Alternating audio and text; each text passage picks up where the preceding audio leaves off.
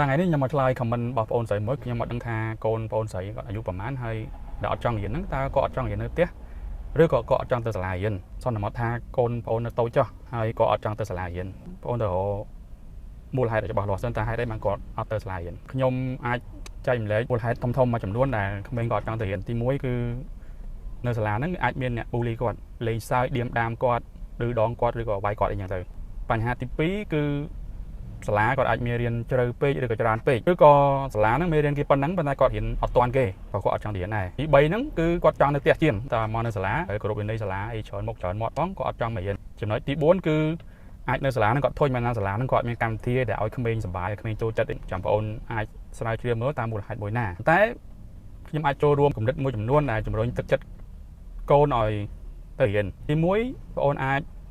ទិញសម្ភារៈសិក្សាដែលកតាបពេលបងប្អូនទិញអាហ្នឹងឲ្យគាត់បងត្រូវនាំគាត់ទៅទិញហើយគាត់ជ្រើសរើសរបស់ណាដែលគាត់ចង់បានណាមួយណាគាត់ស្រឡាញ់កាលណាគាត់មានរបស់ដែលគាត់ស្រឡាញ់របស់គាត់ចង់បានគាត់ចង់យកទៅអួតមិត្តភ័ក្តិអីហើយឬក៏គាត់ចង់ទៅប្រើអញ្ចឹងគាត់ទៅរៀនហើយទី2បើសិនជាបងប្អូនឃើញអាកប្បកិរិយាកូនមិនសូវចង់រៀនទេត្រូវសន្យាមួយគាត់ថាឥឡូវកូនទៅរៀនស្មានណាមកយកគាត់សន្យាគាត់ឲ្យច្បាស់លាស់អញ្ចឹងហើយពេលមកយកហ្នឹងចេញពីរៀនយ៉ាងធ្វើអីជូនគាត់ទៅញ៉ាំអីឬទៅកន្លែងណាដែលគាត់ចូលចិត្តអីបន្តិចទៅបាទឬក៏យើងឲ្យរង្វាន់គាត់នៅពេលដែលគាត់ធ្វើឲ្យបានល្អនៅសាលាយើងឲ្យរង្វាន់គាត់អញ្ចឹងទៅទី3គឺបងអូនត្រូវជួយធ្វើ homework គាត់ homework ណាដែលគាត់អត់ចេះធ្វើបងអូនត្រូវបញ្យល់គាត់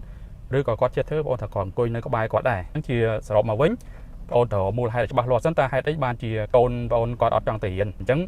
ខ្ញុំមានតែប៉ុណ្្នឹងទេបើសិនជាបងអូនមានសំណួរអីអាចសួរខ្ញុំបន្តទៀតបានបាទសូមអរគុណ